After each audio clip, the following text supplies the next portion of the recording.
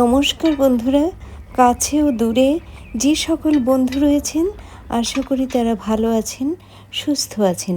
সেই প্রত্যাশা নিয়ে আজ ওল্ড অ্যান্ড নিউ কুইজিনে আপনাদেরকে আন্তরিকভাবে স্বাগত জানাচ্ছি। আজ ছাদে বসে ফুলের টবে তৈরি চুলায় কাঠের জালে আলু পটল দিয়ে রুই মাছের ঘরোয়া হালকা পাতলা ঝোল রান্না করব। তবে ঘর থেকে আলু পটল পেঁয়াজ কাঁচা লঙ্কা যা যা কেটে কুটে নেওয়ার সেগুলো কেটে ধুয়ে রেডি করে নেব।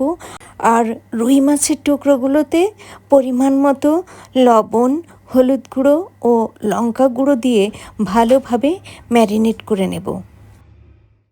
বন্ধুরা দেখুন, ছাদে চলে এসেছি আর রান্নার জন্য এই ফুলের টবে তৈরি চুলার ওপর কড়াই বসিয়ে দিয়েছি।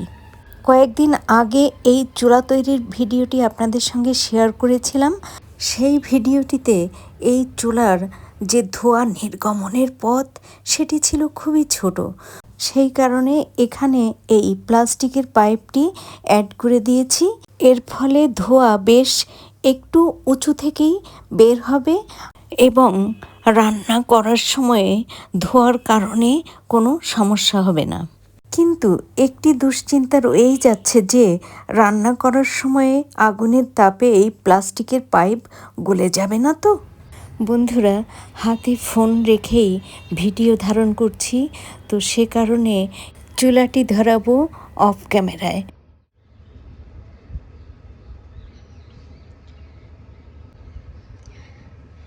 বন্ধুরা, চুলা ধরিয়ে গরম করে নিয়েছি, দিয়ে দিয়েছি সর্ষের তেল, মাছ ভেজে নেব।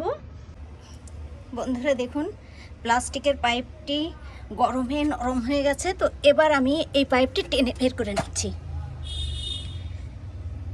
ছাদে প্রচণ্ড হাওয়া দিচ্ছে আর ধোঁয়া এদিক সেদিক ঘোরাঘুরি করছে। আর এদিকে বন্ধুরা তেল আমার খুব ভালোভাবে গরম হয়ে গেছে।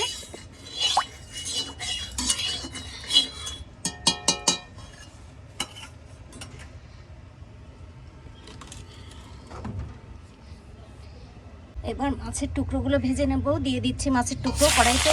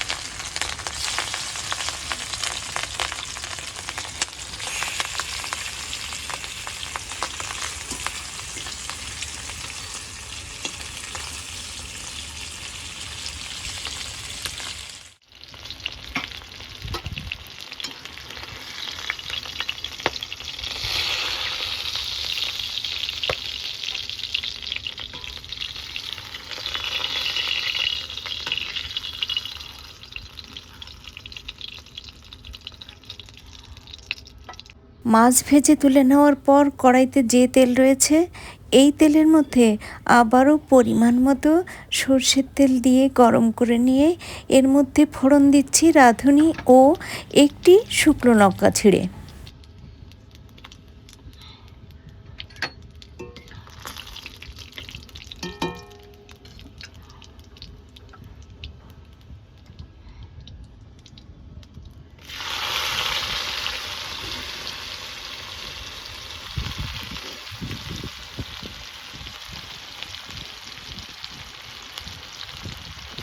প্রচণ্ড হাওয়া দিচ্ছে ছাদে।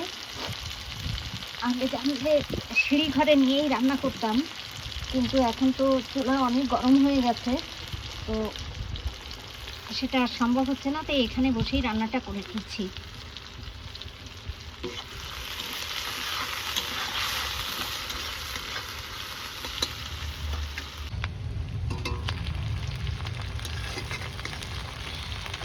বন্ধুরা, এর মধ্যে আদা রসুনের পেস্টও দিয়ে দিয়েছি, কিন্তু সেটা সম্ভবত রেকর্ড করা হয়নি।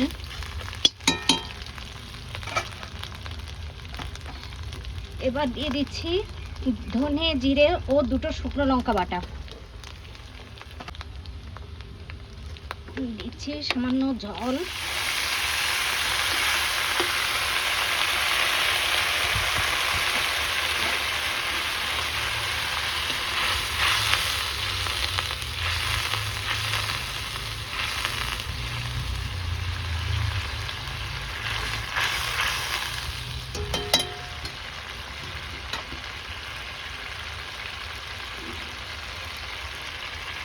স্বাদ অনুসারে লবণের অর্ধেক লবণ দিচ্ছি এখন,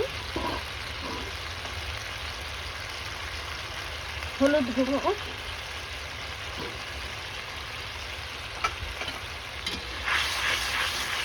খুব ভালোভাবে কষিয়ে নেব।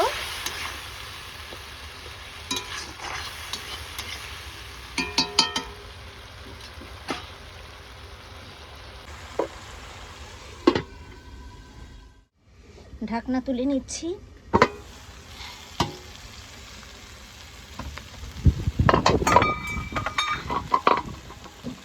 প্রচণ্ড হাওয়া বন্ধুরা, জানতে ছাদে রান্না করতাম না, কিন্তু যেহেতু স্টার্ট করে ফেলেছি তো যেভাবেই হোক রান্নাটা তো কমপ্লিট করতেই হবে।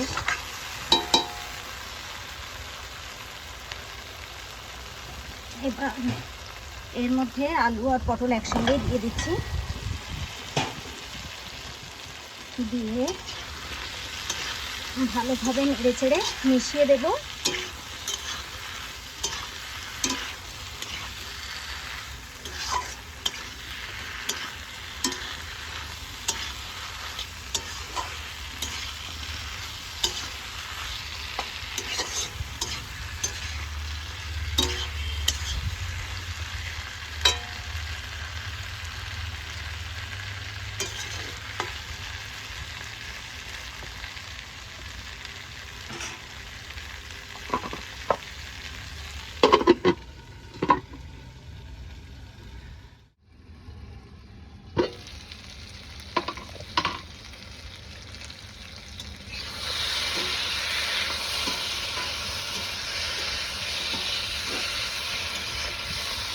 আলু পটল বেশ ভালোভাবে কষিয়ে নিয়েছি, এখন দিয়ে দিচ্ছি জল ঝোলের জন্য।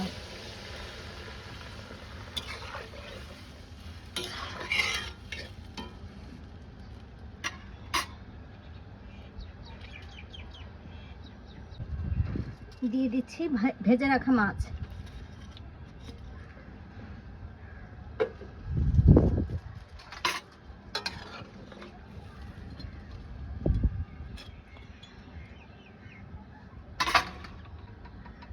স্বাদ অনুসারে লবণের বাকি লবণটুকু দিয়ে দিলাম,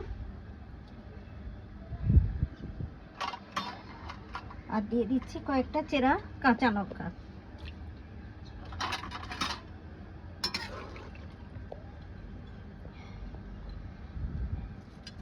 এবার ঢেকে রান্না করব, আর ঝোল কমিয়ে নিলেই রান্না কমপ্লিট হয়ে যাবে। ঢেকে রান্না করাকালীন সময়ে একবারটি ঢাকনা তুলে ভালোভাবে নেড়েচেড়ে দিয়ে আবারও ঢেকে রান্না করে ঝোল কমিয়ে নেব।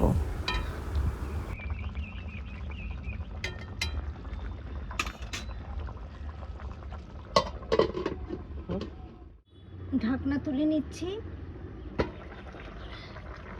বন্ধুরা, ঝোল অনেকটাই কমে এসেছে, তো এখন এর মধ্যে কিছু ধনেপাতা কুচি দিয়ে দিচ্ছি।